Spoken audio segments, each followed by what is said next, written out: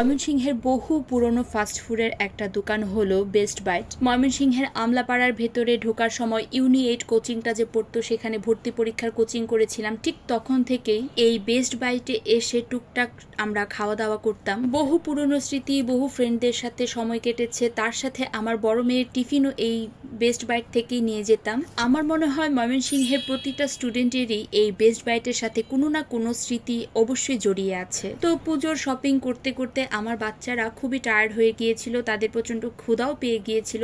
তার উপর ছিল লাঞ্চ টাইম। বাসায় যেহেতু আমি রান্না বান্না করেই বের হয়েছি, তো হালকা পাতলা স্ন্যাক্স খাওয়ার জন্য আমি তাদেরকে ময়মনসিংহের বেস্ট বাইটে নিয়ে গিয়েছি। এটা লোকেশনটা হলো রামবাবু রোড, বিদ্যাময় স্কুলের অপোজিটেই আমলাপাড়ার গলিটাতে ঢোকার ঠিক বাম দিকেই এই বেস্ট বাইট ফাস্টফুডের দোকানটা। ভেতরে যেহেতু টুকটাক কাস্টমার ছিল, তো আমি খুব একটা ভিডিও ক্লিপ নিইনি। আমি জাস্ট গিয়েছি, ভাবলাম র্যান্ডম ভাবে গিয়েছি, কোনো ভিডিও করার ইচ্ছা ছিল না।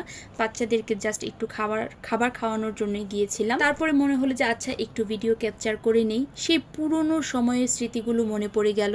যখন আমি ভার্সিটির কোচিং করতাম, আমলাপাড়ার ভেতরেই ছিল ইউনি8 কোচিংটা। তখন থেকে বন্ধুদের সাথে, বান্ধবীদের সাথে এসে এখানে টুকটাক স্ন্যাক্স খেতাম, অনেক গল্প করেছি, অনেক আড্ডা দিয়েছি এই ফাস্টফুডের দোকানটাতে।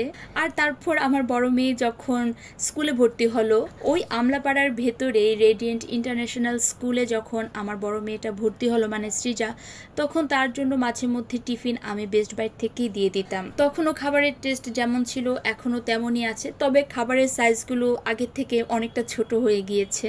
এখন অনেক কাজের মধ্যে আসলে তেমন বাইরে থেকে খাবার আর আমার দেয়া হয় না। ঘরে যেহেতু টুকটাক খাবার বানাই, তো বাচ্চাদেরকে টিফিন আমি এখন ঘর থেকেই দিয়ে দিই। আগে একটু বেশি উদাসীন ছিলাম, তো সৃজাকে মাঝে মধ্যেই বাইরের খাবার দিতাম। তো ত্রিধাকে খুব একটা বাইরের খাবার আমার দেয়া হয় না। মানে আমার আর আমার বড় মেয়ের বহু পুরনো স্মৃতি আছে এই বেস্ট বাইট জুড়ে। আর একটা কথা ঠিক যে ময়মনসিংহের প্রত্যেকটা স্টুডেন্টেরই কোনো না কোনোভাবে এই বেস্ট বাইটের সাথে কোনো না কোনো স্মৃতি অবশ্যই জড়িয়ে আছে, কারণ এটাতে খুবই বাজেট ফ্রেন্ডলি খাবার পাওয়া যায়। আর খাবারের টেস্ট এভারেজ। আগে কিন্তু খাবারের টেস্ট অনেকটাই ভালো ছিল, এবার যখন আমি খেলাম তখন মনে হলো একটু খাবারের টেস্টটা ওনাদের আসলে চেক করা উচিত।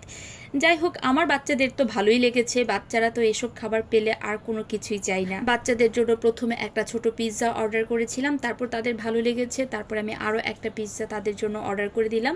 তো তাদের খাওয়া দাওয়া শেষ, এবার আমি বসে রয়েছি। বাইরে প্রচণ্ড রোদ, এই রোদের মধ্যে শপিং টপিং করে একটু রেস্ট নিয়ে তারপরে বের হব। আচ্ছা, এবার আমাকে বলে ফেলো তো আমার এই ভিডিওটা কারা কোন জায়গা থেকে দেখেছো, আর ময়মনসিংহ থেকে কারা দেখেছো তারা কিন্তু অবশ্যই আমাকে কমেন্ট বক্সে জানাবে। আর কাদের এই বেস্ট বাইট জুড়ে পুরনো স্মৃতি আছে তাও কিন্তু আমাকে জানাতে পারো। তো আজকের এই ছোট ভিডিওটা কিন্তু আমার এই পর্যন্তই। সবাই ভালো থাকবে। So tata.